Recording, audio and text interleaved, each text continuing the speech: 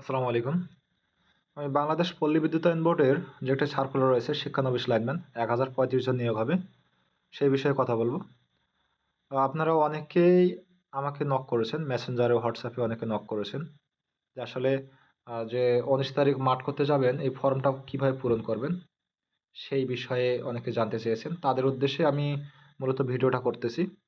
তো এখানে শুরুতেই বলে রাখি আপনাকে অবশ্যই এসএসসিতে বিজ্ঞান বিভাগ থেকে আপনাকে উত্তীর্ণ হতে হবে, অথবা কারিগরি কিংবা ভোকেশনাল শাখা থেকে ইলেকট্রিক ট্রেডে আপনাকে পাশ করতে হবে।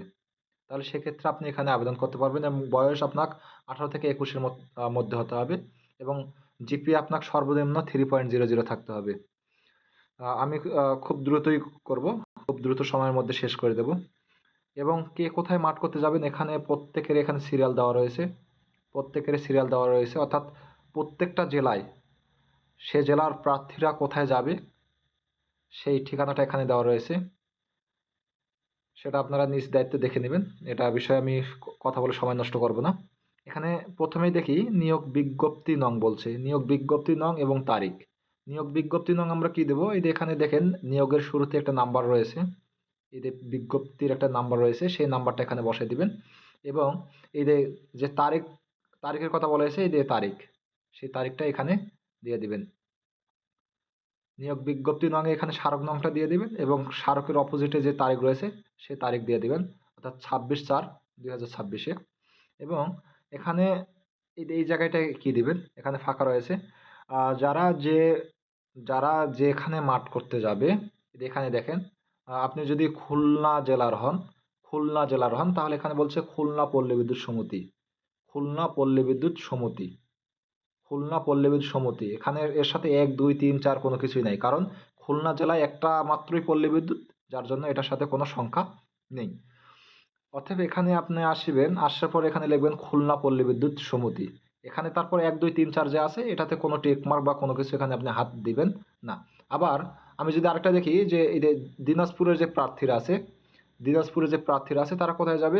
দিনাজপুর পল্লী বিদ্যুৎ সমিতি 2, ফুলবাড়ী বিরামপুর দিনাজপুর, অর্থাৎ দিনাজপুর পল্লী বিদ্যুৎ সমিতি 2 এ যাবে। দিনাজপুরে আমাদের কি 2টা পল্লী বিদ্যুৎ সমিতি রয়েছে, 1 এবং 2, অর্থাৎ অর্থাৎ যারা দিনাজপুরের প্রার্থী আছে, দিনাজপুর জেলার যারা বাসিন্দা আছে তারা যাবে দিনাজপুর পল্লী বিদ্যুৎ সমিতি 2, অর্থাৎ এখানে লিখবে দিনাজপুর এবং এখানে আসি 2 এ দিবে কি টিক মার্ক। তারপরে এখানে আসি বিজ্ঞাপনের সূত্র বা পত্রিকার নাম। এখানে আপনারা সবাই লিখবেন বাংলাদেশ পল্লী বিদ্যুতায়ন বোর্ডের ওয়েবসাইট, অথবা এটা যদি না লেখেন আপনি যে কোনো পত্রিকায় যদি এই নিয়োগ বিজ্ঞপ্তিটা দেখেন তাহলে সেই পত্রিকার নাম দিবেন এবং তারিখটা উল্লেখ করবেন। আর যদি বাংলাদেশ পল্লী বিদ্যুতায়ন বোর্ডের ওয়েবসাইট লেখেন এবং বিজ্ঞপ্তির প্রকাশের তারিখ আপনি 26/4/2026 এখানে ব্যবহার করতে পারবেন।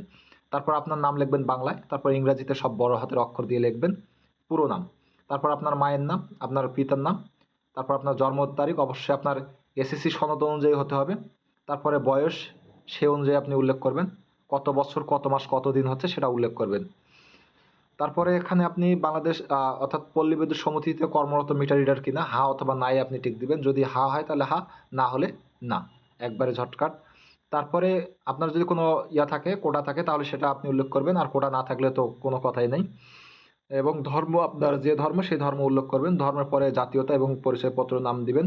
নিজ জেলা, আপনি যে জেলায় প্রার্থী সেই জেলা এখানে উল্লেখ করবেন, লিখে দিবেন। এবং বৈবাহিক অবস্থা, যদি বিবাহিত হন তাহলে তো বিবাহিত, আর অবিবাহিত হলে অবিবাহিত। তারপর আপনার স্থায়ী ঠিকানা এখানে উল্লেখ করবেন। প্রথমে গ্রাম, তারপর পোস্ট, তারপর উপজেলা, তারপর জেলা।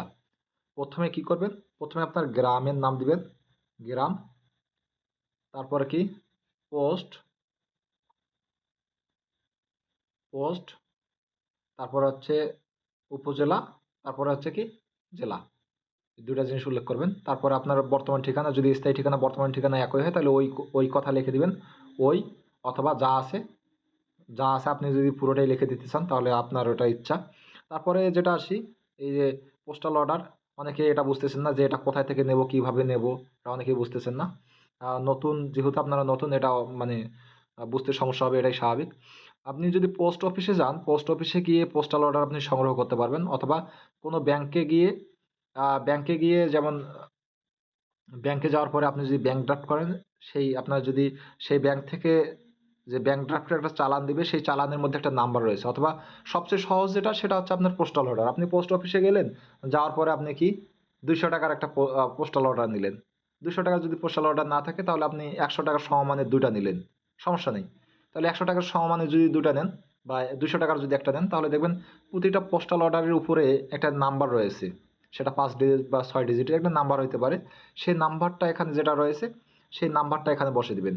আপনি যদি একটা পোস্টাল অর্ডারে যদি 200 টাকার পান তাহলে একটাই বসে দিলেন, আর যদি দুইটা পান তাহলে দুইটা কী করবেন, একটা পোস্টাল অর্ডারে লিখলেন, কমা দিয়ে আরেকটা লিখে দিলেন। তারপরে জয় তারিখ কিনবেন সেই তারিখটা দিবেন এবং এখানে মূল্য দিবেন কত, 200 দেওয়ার পরে এটা আপনার গেল।